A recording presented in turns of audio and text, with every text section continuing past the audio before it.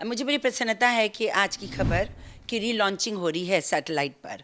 आपने खबरों का काफ़ी लोगों तक संदेश पहुंचाया है, सही खबरें पहुंचाई हैं, अच्छी खबरें पहुंचाई हैं और मुझे पूर्ण विश्वास है कि सैटेलाइट के ज़रिए से आप पूरे देश में, प्रदेश में जहां भी आप लॉन्च कर रहे हैं उसको आप अच्छी तरीके से सही खबर तेज़ी से लोगों तक पहुंचाएंगे। हार्दिक शुभकामनाएं। उत्तर प्रदेश की पूर्व कैबिनेट मंत्री और लोकसभा सांसद रीता बहुगुणा जोशी इस वक्त हमारे साथ मौजूद हैं। इनसे बात करते हैं।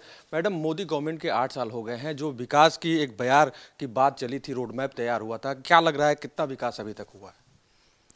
देखिए, विकास का पैमाना जनता के आशीर्वाद से, जनता के वोट से, जनता के रुझान से पता चलता है।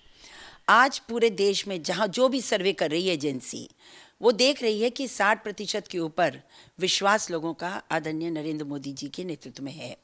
अभी गुजरात का चुनाव बताइए, लगातार 27 वर्षों से वहाँ पर 22 वर्षों से चुनाव जीत रही है, 27 वर्षों से पार्टी चुनाव जीत रही है।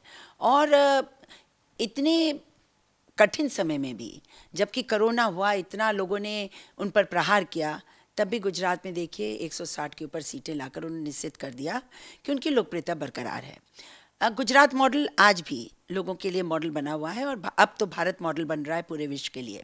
चाहे वो कोरोना का संक्रमण का प्रबंधन हो, या फिर पहली बार वैक्सीन बनाकर और पूरे दुनिया को बांटने का काम हो, या फिर और देशों में देखिए, चाइना है, मेक्सिको है, जगह जगह पर अरब देश हैं, वहाँ पर अब प्रकोप बढ़ रहा है कोविड का।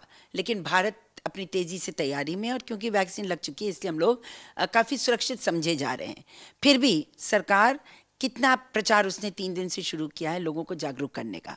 जहाँ तक अर्थव्यवस्था का प्रश्न है, चाहे वो वर्ल्ड बैंक हो, चाहे आपका यूनाइटेड नेशंस हो, अमेरिका हो, कोई हो, सभी स्वीकार करते हैं कि जो डेवलपिंग इकोनॉमीज़ हैं उनमें भारतवर्ष बहुत स्टेबल और बहुत अच्छे से काम कर रहा है। और आप खुद सोचिए कि यूरोप में ग्रेट ब्रिटेन, जो जिस उपनिवेश थे हम उसके, और वो 5वें नंबर पर था अर्थव्यवस्था में विश्व में, हम और पीछे थे। आज उसको हटाकर हम 5वें पे आ गए, वो 6वें पे चला गया है। और बहुत शीघ्र, जैसा रोड मैप है हमारे प्रधानमंत्री जी का, सरकार का, अगले 2-3 वर्षों में 2025 तक ऐसी बहुत तीव्र संभावना है कि हम द्वितीय या तृतीय सबसे बड़ी अर्थव्यवस्था बन जाएंगे। और ये हुआ कैसे?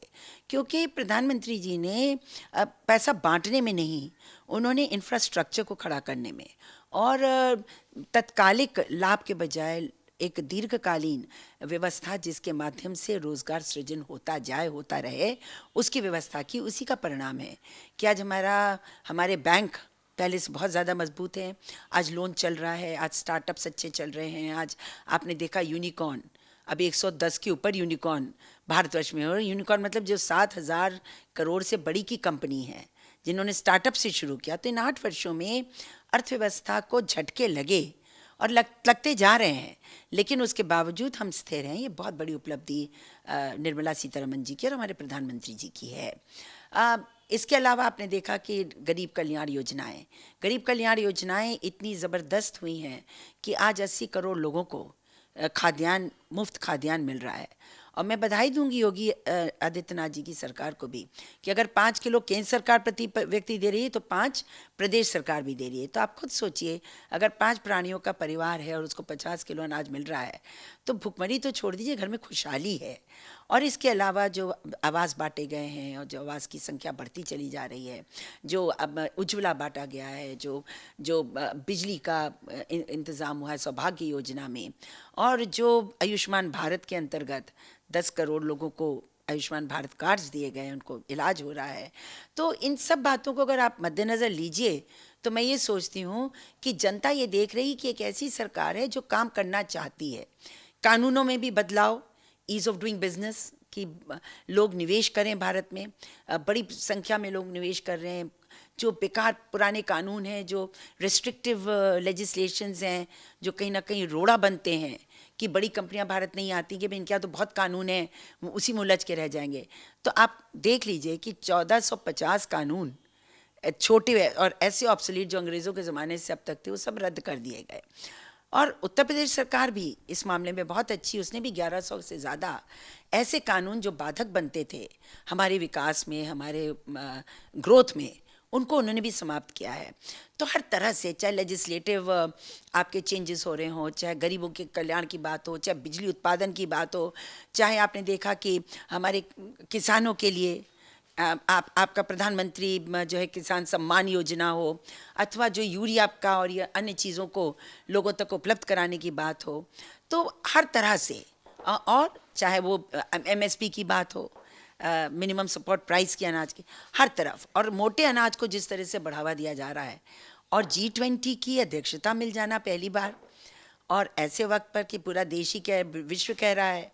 अब की जो G20 का सम्मेलन बाली में हुआ था, उसमें भारत ने जो प्रस्ताव दिया, उस प्रस्ताव को ही स्वीकार वहाँ पर किया गया एक तरह से। तो अब मोटे अनाज के प्रति हमारे प्रधानमंत्री जी का बहुत जो है फोकस है, और वो ये चाहते हैं। और आजकल मॉडर्न आप देख भी रहे हैं, फैशन हो गया है। आजकल का युवा गेहूं चावल कम खाता है, वो तो बाजरा है, मक्का है, ये सब जो मोटे अनाज हैं उनको, रागी है, इन पर ज़्यादा डिपेंड कर रहा है। तो मोटे अनाज जो कि हमारे 80% किसान उत्पादन करते हैं, 80% किसान मोटा अनाज उत्पादित करता है, पर उसका बिक्री नहीं है। अगर उसकी बिक्री बढ़ जाए तो खुशहाली किसानों में ज़बरदस्त आएगी। तो उन्होंने अभी सारे सांसदों को देखिए मोटे अनाज की दावत दी। उन्होंने मोटे अनाज हम लोग जाकर उसका प्रचार करें। भारत के कहने से संयुक्त राष्ट्र संघ ने 2023 को मोटे अनाज का वर्ष घोषित कर दिया है। तो इस तरह से हर सेक्टर में देखकर नई शिक्षा नीति आ गई है, नई शिक्षा नीति भी आ गई है। तो चाहे वो हर क्षेत्र में केंद्र बहुत अच्छा काम कर रहा है, और उसी को जो स्टेट्स रेप्लिकेट कर रहे हैं, जैसे उत्तर प्रदेश में योगी आदित्यनाथ जी हैं। केंद्र अगर एक भी योजना निकालता है तो उसको सबसे पहले कैच करने वाले उत्तर प्रदेश होता है। आज उत्तर प्रदेश, चाहे ईज ऑफ डूइंग बिजनेस हो, चाहे वो निवेश हो, चाहे बिजली हो, चाहे पानी हो, आप देखिए पूरे कंट्री में, देश में, और चाहे वो पर कैपिटा इनकम हो, हम ऊपर बढ़ते चले जा रहे हैं। 2, 3, 4, 5 के पायदान पर हम आ गए हैं, जब हम कहीं 20, 21, 22 हुआ करते थे। तो केंद्र और प्रदेश अगर मिलके चलते हैं तो बहुत अच्छा विकास होता है, और इसका सबसे सुंदर उदाहरण केंद्र सरकार और उत्तर प्रदेश सरकार के बीच में संयोजन का। भारत जोड़ो यात्रा जो है ये कुछ कर पाएगी 2024 के मद्देनजर? देखिए, चुनाव में तो मैं देखती हूँ किसी की कोई चांस नहीं है। मोदी जी ने जिस तरह से काम किया है, उनका बहुत ज़बरदस्त प्रभाव है, और लोग मोदी जी को ही प्रधानमंत्री के रूप में चाहेंगे। लेकिन ये लोकतंत्र है, और हम भी चाहते हैं लोकतंत्र में अन्य पार्टियां भी जीवित रहें, अपनी बातें रखें, क्योंकि जब दोनों तरफ से बात आती है तो और अच्छा काम होता है। लेकिन मैं नहीं समझ रही हूँ कि चुनावी राजनीति पर कोई विशेष असर पड़ेगा। धन्यवाद। तो ये थी रीता बहुगुणा जोशी, जिनका कहना था कि नरेंद्र मोदी ने जो एक व्यवस्था दी है, एक विकास का जो एक नया मार्ग खोला है, उस पर भारत चल रहा है, और आज कहीं ना कहीं जो युवा है और किसान है, दोनों खुशहाली के रास्ते पर आगे बढ़ रहा है। कैमरा पर्सन राजविष्ट के साथ पंकज तिवारी, आज की खबर, दिल्ली।